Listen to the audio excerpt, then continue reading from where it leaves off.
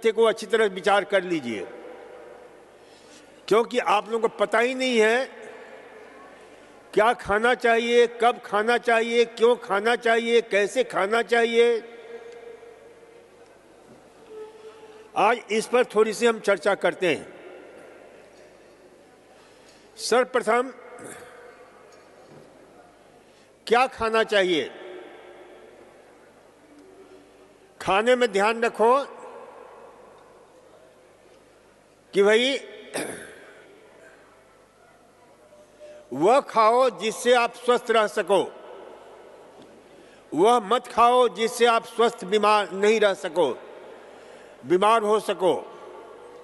और जितनी भी बीमारियां हैं, रोज विज्ञान की खोज, रिसर्च इस सत्य को प्रमाणित करने में लगा है कि जो आप खा रहे हैं उसी से बीमार हो रहे हैं। सुबह उठते ही आप लोगों को शुरू हो जाता है अचरा कचरा खाना। ब्रेड खाते हो, बिस्कुट खाते हो, नमकीन के नाम पर भांति भांति के उल्टा पुल्टा खाते रहते हो।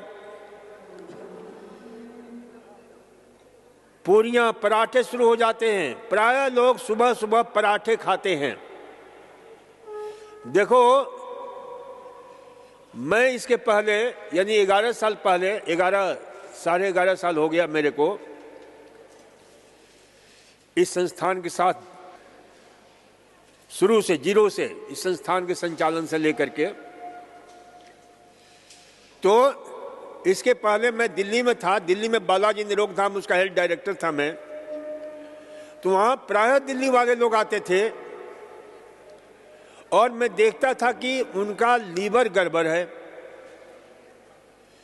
स्लगिश लीवर है, लीवर बढ़ा हुआ है, हेपेटाइटिस है। यानी लीवर संबंधित अधिकांश बीमारियां हमें दिल्ली वालों में लोग मिलता था। और उसका सबसे बड़ा कारण क्या था कि हमने उसमें खोज किया, पता लगाया कि भाई कारण क्या है। तो हमने देखा कि भाई दिल्ली वाले सुबह सुबह चाय वगैरह तो पीते ही हैं, लेकिन नाश्ते के रूप में प्रायः पराठा और खाते हैं। अभी आपका देखो, बायोलॉजिकल क्लॉक के अनुसार, सर्केडियन रिदम के अनुसार सुबह सुबह सूर्योदय हो रहा है, तो आपकी जठराग्नि भी उदय हो रही है, क्योंकि आपकी जठराग्नि का संबंध है पेट के रोगी, सब समझो जिनके प्रश्न हैं। तो सुबह सुबह हम जो है ऐसी चीजें हमने खाया है जो पचने में अत्यंत दुष्पाच्य रहा है, और सुबह के समय खाया है। सुबह के समय मिठाइयां शुरू कर देते हैं, सुबह के समय ब्रेड। अब ब्रेड को लोग समझते हैं कि बहुत हल्का होता है। कोई हल्का नहीं होता, उसमें केमिकल होते हैं, उसमें प्रोसेसिंग जो है तरीके से बहुत सारे केमिकल ठूस दिया जाता है। उसमें एमल्सिफायर होता है, उसमें सोडा बाइकार्बोनेट होता है, बहुत सारी चीजें होती हैं। एक ब्रेड में कम से कम, एक दिन में हिसाब किताब लिख रहा तो 21 प्रकार के केमिकल मिलाए जाते हैं। तो ये ध्यान रखा करो, ब्रेड है, पराठे हैं, पूरियां हैं। अभी आपका पेट जाग रहा है और उसमें जो है पराठे डाल देते हो, पूरियां डाल देते हो। तो सुबह ध्यान रखा करो कि नाश्ते में सबसे बढ़िया नाश्ता होता है फल। फल खाया करो। और हे पेट के रोगी जिनके प्रश्न हैं, सुबह सुबह किसका प्रश्न है? पेट वाला किसका प्रश्न है? जिनका 15 किलो वजन कम हो गया है। सुबह ध्यान रखो, सबसे बढ़िया रहता है, क्योंकि पेट की खराबी में लीवर का बहुत बड़ा रोल होता है। कोई भी तेल वाली चीजें, फैटी चीजें सुबह खाली पेट मत डाला करो। पपीता लिया करो, सबसे बढ़िया है पपीता खाना। यदि पपीता अनुकूल नहीं पड़ता है और पका हुआ भोजन खाना चाहते हो तो सबसे बढ़िया है ओट मील, जौ का दलिया, ओट का दलिया, और उस दलिए में गाजर डाल दो, पालक डालो, टमाटर डालो, लहसुन डालो, थोड़ा सा किंचित नमक मिला दो और अच्छी तरह से उबाल दो। बाद में हो सके तो घी का हल्का छौंक लगा दो या ऊपर से घी डालकर खाओ, तो ये पचने में अत्यंत सुपाच्य होता है। और इसमें ग्लूकेन, बीटा ग्लूकेन, ये ऐसे तत्व होते हैं जो पेट को साफ तो रखते ही हैं, पेट के लेयर को भी ये सही रखते हैं। उसके जो म्यूकोसा है, म्यूकस मेम्ब्रेन है, जो क्षतिग्रस्त हो जाता है, उसे रिपेयरिंग का काम करते हैं। इसके अतिरिक्त सेव को उबाल कर कुछ दिन खाओ। जो पेट संबंधी रोगों से ग्रस्त हैं, छिलका हटा करके, उबाल करके, पीस करके ताजा दही मिलाइए और खाइए। जिनका पेट अत्यंत खराब है उनके लिए ये सबसे बढ़िया नाश्ता है।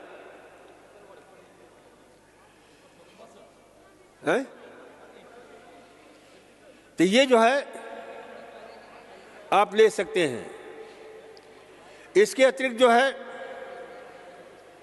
सुबह नाश्ते में जिनका पेट सही सलामत है, अच्छा है, तो स्प्राउटेड मूंग, मोठ, मसूर, तिल,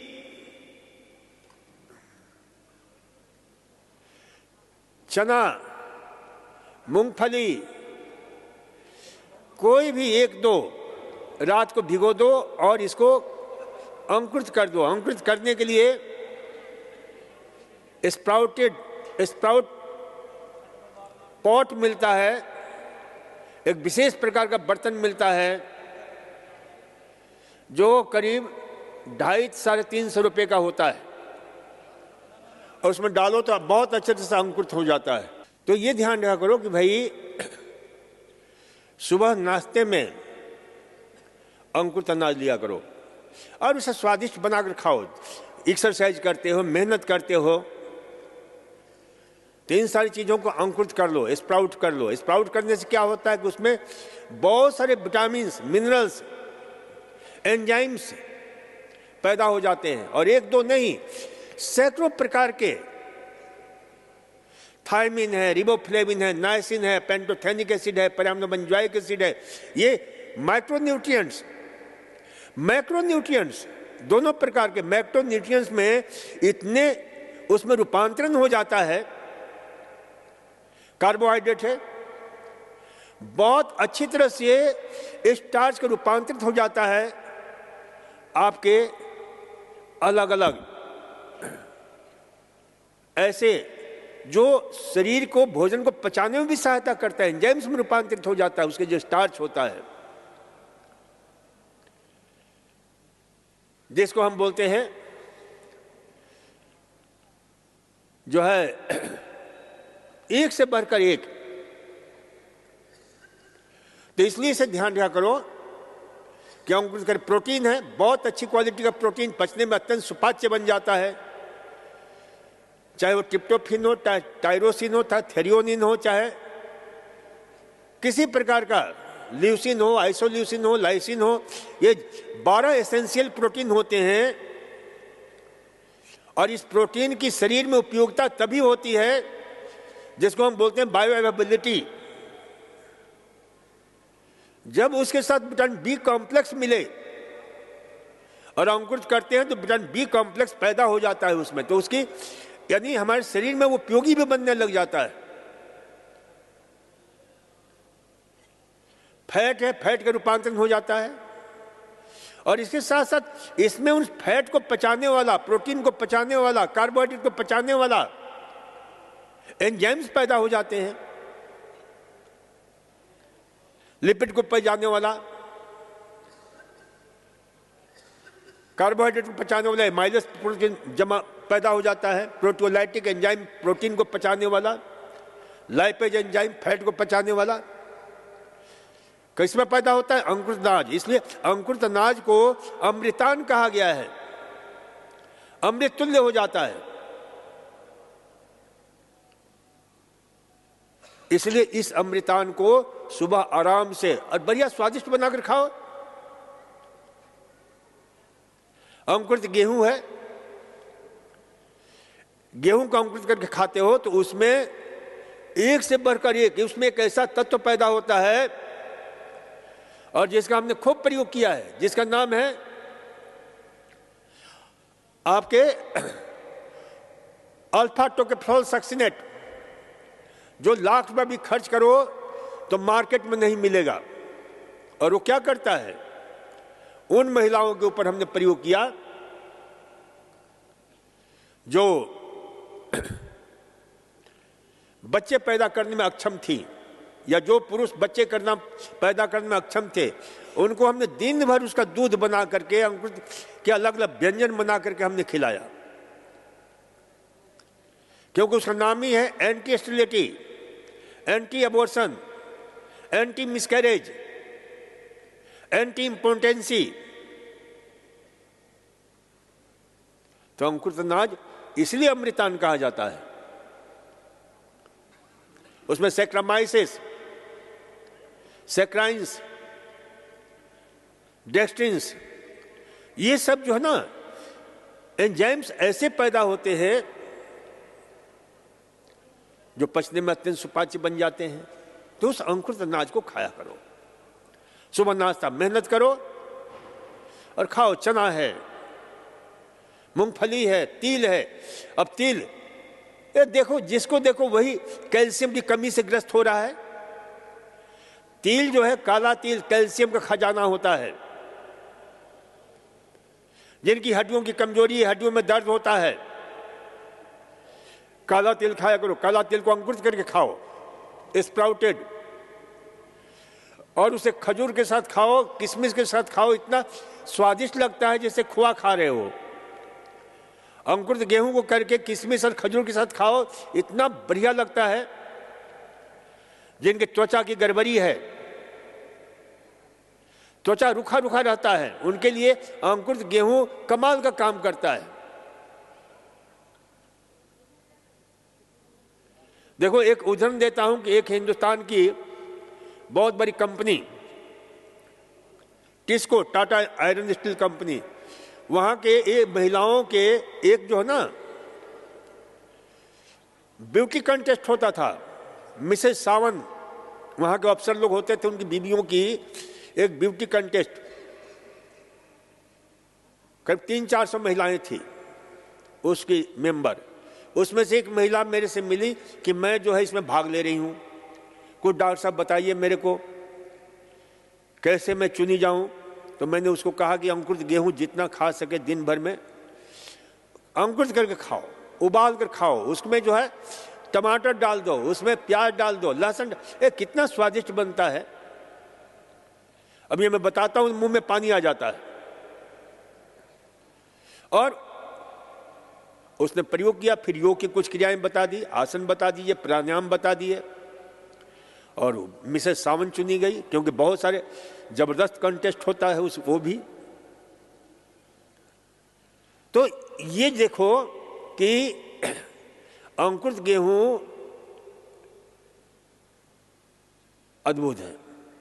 अंकुरित मेथी है, जिनको दर्द वगैरह होता है, पीड़ा होती है, आर्थराइटिस है, उनके लिए अंकुरित मेथी वरदान है। मूंग है, मोठ है, ये सबको अंकुरित करके खाया करो, तो ये सबसे बढ़िया नाश्ता होता है। और जिनको पेट संबंधी गड़बड़ी है, अंकुरित खाने से डाइजेस्ट नहीं कर पाते हैं, उनको क्या करना चाहिए कि अंकुरित अनाज को पीस लो, उसे दही में मिला दो और दही में मिला करके 2-3 घंटे के लिए छोड़ दो, तो उसमें फर्मेंटेशन हो जाएगा। और उससे जो है ना इडली बनाकर खाओ नारियल की चटनी के साथ, तो पचने में अत्यंत सुपाच्य हो जाता है। वैसे कच्चे अंकुरित अनाज का सलाद खाएं तो बहुत अच्छा रहता है। तो ये जो है अलग अलग, कभी कभी मन ये हो जाता है तो उसी को अंकुरित अनाज के जो है ना, जो दही में फर्मेंटेशन किया है, उसी का कभी खमन बना लो, कभी इडली बना लो, कभी ढोकला बना लो, कभी उससे बहुत सारी चीजें बन जाती हैं और बहुत स्वादिष्ट भी बनता है। तो इस प्रकार से जो है ना, क्योंकि हमें पता नहीं कि हम क्यों खाते हैं। यू ईट टू किल और यू टू लिव। मरने के लिए खाते हो या जीने के लिए खाते हो, स्वास्थ्य के लिए खाते हो कि बीमारी के लिए खाते हो। तो इसे जो है ध्यान रखना। और पेट की गड़बड़ी है, उनके लिए बहुत अच्छा रहता है उबला हुआ गाजर। ये जरूर लिया करो, गाजर उबाल कर खाया करो, उसमें आधी 1 चम्मच घी डाल दिया करो, गाय का घी। तो उसे मात्र पेट ही सही नहीं होगा, बल्कि आपकी आंखें भी सही हो जाएंगी। आंखों के स्वास्थ्य के लिए ये बहुत ही अद्भुत है। जिनकी आंख की रोशनी कम हो गई है, अब देखो मेरा लिखा हुआ देखोगे तो आप पढ़ नहीं सकते हो, एकदम छोटी छोटी मैं लिखता हूं और छोटी छोटी मैं पढ़ता हूं। अगर देख लेना, छोटी छोटी डायरियां मेरी कई हैं और बड़ी बड़ी डायरियां, फिर उससे भी छोटी डायरियां। लेकिन अक्षर जो है बहुत ही छोटा, चश्मे का प्रयोग नहीं करता हूं मैं। तो ये समझ होगी तो फिर चश्मा की आवश्यकता नहीं पड़ेगी। गाजर खाओ, पालक खाओ, टमाटर खाओ, ये 3 आहार जो है ना, आंखों की रोशनी के लिए दुनिया के सबसे सर्वोत्तम दवा है। और इनको हल्का सा, ज्यादा नहीं, हल्का सा उबाल करके उसमें गाय का घी जरूर मिलाओ। और गाय का शुद्ध घी हमारे यहां का मिल जाता है। तो और सोने में सुहागा बन जाता है, क्योंकि उससे जो ना, जो आंख की रोशनी बढ़ाने वाले जो 5 तत्व हैं गाजर में, पालक में, टमाटर में, जिनको हम बोलते हैं beta carotene, alpha carotene, beta cryptoxanthin और जियांथिन और ल्यूटिन, जो हमारे आंख की रेटिनल पिगमेंट बन जाते हैं, जिसको रेड सेल्स और कोन सेल्स निर्मित होता है, जो हमारे आंख के सेंट्रल विजन और पेरिफेरल विजन दोनों को ही शानदार बनाते हैं। तो इसलिए इसे ध्यान रखो। तो ये खाने में ध्यान रखना है। और एसिडिटी है, एसिडिटी के लिए हमने बता दिया कि सबसे दी बेस्ट दुनिया का एंटा एसिड होता है चुकंदर उबाल कर खाओ। बॉइल्ड बीटरूट, बॉइल्ड कैरेट,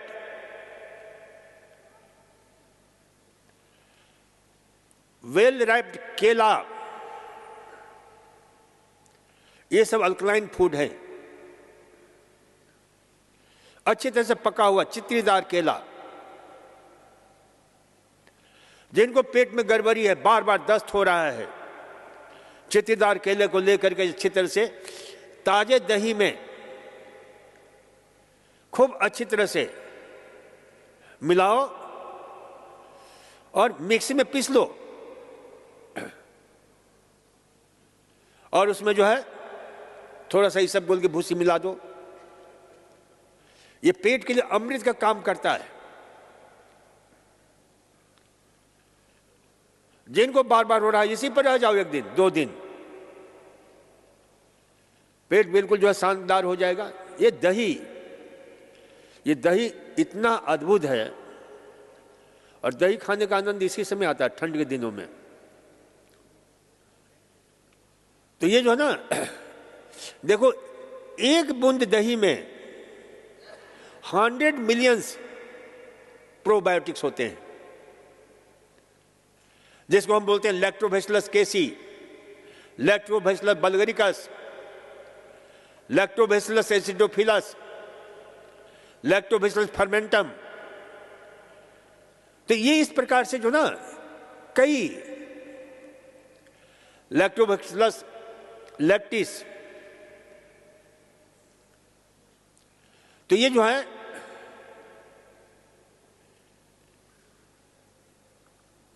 यानी कम से कम जो है 3 दर्जन इसमें ऐसे बैक्टीरिया होते हैं जो हमारे पेट के इकोसिस्टम को, माइक्रोबायोम डाइवर्सिटी है, उसे सही रखते हैं। इसलिए दही जो है ना, अपने आहार में जरूर सम्मिलित करना चाहिए, ताजा दही।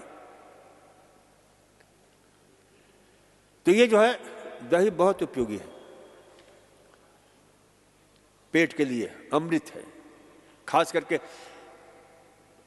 एक्यूट पुराने से पुराने गैस्ट्राइटिस, अल्सरेटिव कोलाइटिस, इन सब में हमने प्रयोग किया है। दही, सेव, केला, ओटमील, तो इन सब का प्रयोग करो, और धीरे धीरे जब अनुकूल आ जाए, पेट आपका सही होने लगे, तो दही की मात्रा और बढ़ाते जाओ। दूध भी पचने लगे जब, अभी दूध नहीं पचेगा आपको, तो दूध जब पचने लगे, थोड़ा सा दूध लेकर के बाद में देख लो पेट सही सलामत है, तो एक्सरसाइज करो। देखो, वजन जो है ना, कम किया जाता है, बढ़ाया भी जाता है। हमने स्वयं अपना वजन, क्योंकि 1980 में हमने नया एक संस्थान शुरू किया था अजमेर में, तो वहां पर जो है मेरा वजन मात्र 42 किलो था, 43 किलो। तो मेरे को लोग, रोगी आते, एक बार रोगी ने कहा कि डॉक्टर साहब, खुद आप मरियल से दिखते हो, हैं, थोड़ा सा वजन क्यों नहीं बढ़ा लेते हो? तो ये बात मेरे को लग गई, और हमने 6 महीने में 25 किलो वजन बढ़ा लिया, विदिन 6 मंथ। कैसे बढ़ाया? कोई दवा से नहीं हमने बढ़ाया, दूध से। और दूध में भी मैं बकरी का दूध लेता था उन दिनों। तो जो है, गाय का दूध हो, बकरी का दूध हो, बहुत अच्छा है। भैंस का दूध का प्रयोग कम से कम करो। तो लेकिन उसके लिए 500 दंड पेलता था, उठ बैठक करता था, और फिर जो है 2-2.5 घंटा मेरा एक्सरसाइज चलता था, 2.5 घंटे। और फिर उसके बाद दिन भर में पहले हमने 1.25 किलो, फिर 1 किलो, फिर 1.25 किलो, फिर 1.5 किलो, फिर 2 किलो रोज दूध भी पीता और खाना भी खाता। शरीर की मांग हमने बढ़ा दिया। मसल्स जो है मजबूत हो गए। एक्सरसाइज करता और उसके बाद तुरंत हमने दूध पी लेता। ये हमने एक रिसर्च में पढ़ा कि शरीर उस समय क्राई होता है, तो जिनको वजन बढ़ाना है दूध पिया करो। और एक साथ 2.5 किलो मत पी लेना, 2 किलो मत पी लेना, 1 किलो मत, धीरे धीरे दिन भर में उसकी जो है ना खुराक रखो। एट ए टाइम बहुत हुआ तो 1 पाव पीते रहो दिन भर।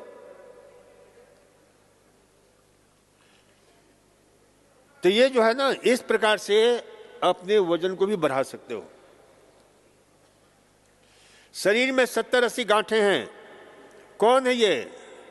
है कि नहीं? यहां पर किसी का हाथ नहीं दिख रहा है ना, चलो रहने दो। डायबिटीज टाइप 2 इंसुलिन नहीं बन रहा है।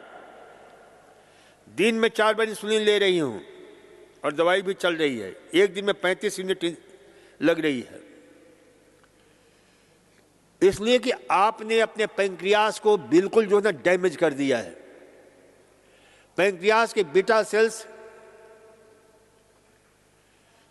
यदि आपकी उम्र ज्यादा है, उम्र तो लिखा नहीं है इसमें, है कि नहीं? बच्चों की सर्दी खांसी बुखार में क्या दें? कौन है प्रश्न वाला?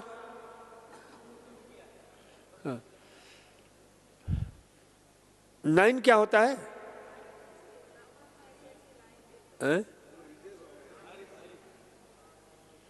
धारी हो गए। लाइन आना, धारी बनना, ये इंडिकेशन है कि आपके शरीर में डेफिशिएंसी हो रही है कॉपर की। कहीं भी शरीर के अंदर जो ना पिगमेंट संबंधी और जो है ना, तो उसमें अब ये नाखून काहे से बनता है? नाखून क्या है? त्वचा का ही एक रूप है। बाल क्या है? त्वचा का ही एक रूप है। तो त्वचा के लिए जो स्वास्थ्य चाहिए, नाखून के लिए चाहिए, उसके लिए आपके कॉपर चाहिए, कैल्शियम चाहिए, आयरन चाहिए, विटामिन ए चाहिए। तो इससे जो है ना सिलिकॉन चाहिए, बायोटिन चाहिए, विटामिन B7 जिसको हम बोलते हैं, जिसको विटामिन H भी बोलते हैं। ये सारी चीजें जो ना हमारे बालों को, हमारे नाखून को, हमारे त्वचा को, और vitamin E, vitamin A, vitamin E, और ये हमें प्राकृतिक स्रोत से लेना चाहिए। विटामिन B7 जिसको बायोटिन बोलते हैं, देखते हो ना, बायोटिन जो है ना, जिसके बालों का जो ट्रांसप्लांट कराते हैं या जो है ना उसको क्या देते हैं? बायोटिन देते हैं, विटामिन S देते हैं, इम्प्लांट करते हैं। तो और ये सारी चीजें, इन सब का बढ़िया स्रोत है। अभी हमने बताया अंकुरित मूंग है, मोठ है, अंकुरित करके खाओगे तब मिलेगा।